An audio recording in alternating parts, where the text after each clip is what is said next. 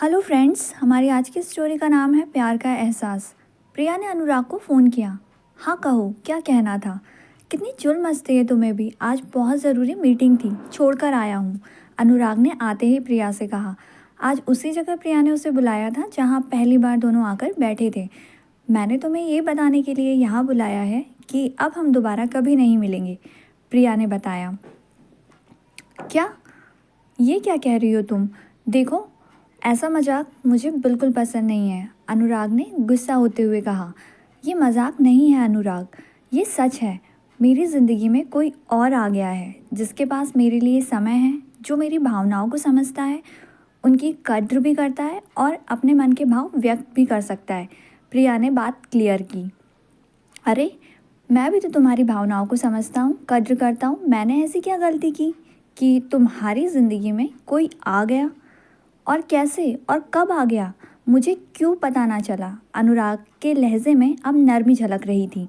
मुझे खुद को पता ना चला अनुराग, वो कब कैसे आ गया। बस मैं तुम्हारा इंतज़ार करती रही, पर ना तुम्हें मेरे लिए समय था, ना तुमने कभी क्लियर किया कि तुम्हारे मन में मेरे लिए कोई भावना है।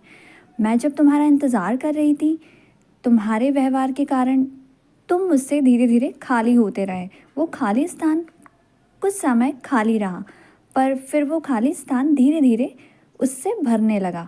वैसे भी मैं तुम्हारी कोई बीवी नहीं हूँ, और मैं ये भी नहीं जानती कि इसके कोई चांस भी थे कि नहीं, कि तुम मुझे अपनाओगे, कुछ कहोगे या नहीं। और मुझे भी कभी ना कभी तो सेटल होना ही था। तुम्हारी तरफ से कभी प्रेम का इजहार भी ना हुआ, तो मैं भी कब तक तुम्हारे इस प्रेम के प्रस्ताव के लिए ठहरती। इसीलिए उस खाली स्थान में कोई आ गया और अब मैं उससे शादी करने वाली हूँ। आज बस तुम्हें यही बताने के लिए यहाँ बुलाया है कि आज से तुम अपनी ज़िंदगी जियो, मैं अपनी जीऊँगी। आज ये अपनी आखिरी मुलाकात है। आज के बाद मैं तुमसे कभी नहीं मिलूँगी, प्रिया ने सपाट चेहरे और स्पष्ट शब्दों में अनुराग को बता दिया। प्रिया, पर मैं तुमसे प्यार करता हूँ, तुम्हारे बिना रह नहीं सकता। प्लीज़ ऐसा कदम ना उठाओ, अनुराग ने तड़पते हुए कहा। अनुराग, मैं पिछले 3 साल से इस बात का इंतज़ार कर रही थी कि तुम कहो, पर तुमने नहीं कहा।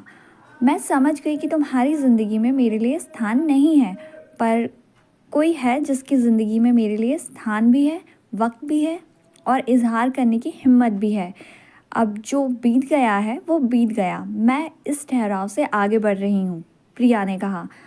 पर वो कौन है जो तुम्हें इतना पसंद आ गया, जिसके लिए मुझे छोड़ रही हो? अनुराग ने भरे गले और बहती आंखों से कहा। शादी का कार्ड भेज दूंगी, खुद मिल लेना, देख लेना, कहकर प्रिया वहाँ से उठकर चल दी। प्रिया वहाँ से उठकर जा चुकी थी। अनुराग को काटो तो खून नहीं था, उसकी आंखों से लगातार आंसू बह रहे थे। वो दोनों हाथों से सर पकड़कर बैठ गया। उसे लग रहा था उसका सर फट जाएगा और वो चक्कर खाकर गिर पड़ेगा। अचानक उसका मोबाइल बजा। उसने आंसुओं से भरी धुंधलाई आंखों से मोबाइल को देखा। प्रिया का फ़ोन था। उसने झट से फ़ोन उठाया, कान में लगाया, पर उसके शब्द उसके गले में रूंध गए। तुम पागल हो, एक नंबर के गधे हो। जब मैं जा रही थी तो मेरा हाथ पकड़कर रोक नहीं सकते थे? अब रोते ही रहोगे या मुझे रोकोगे भी? रोड पर खड़ी हूँ, जल्दी आओ। मैंने तुमसे प्यार किया है, ऐसे किसी की कैसे हो जाऊंगी? आ रहे हो या जाऊं? प्रिया ने हंसते हुए कहा। उसकी बात सुनते ही अनुराग उठकर रोड की तरफ भागा।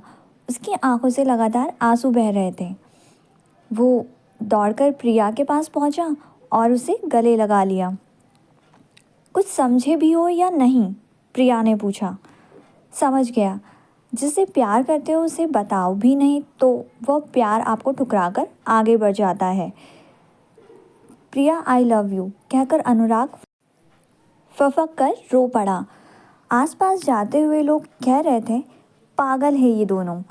तो फ्रेंड्स, अगर आप लोगों को मेरी स्टोरीज़ पसंद आती है तो प्लीज़ मेरे चैनल को लाइक, शेयर एंड सब्सक्राइब ज़रूर करें। Thank you.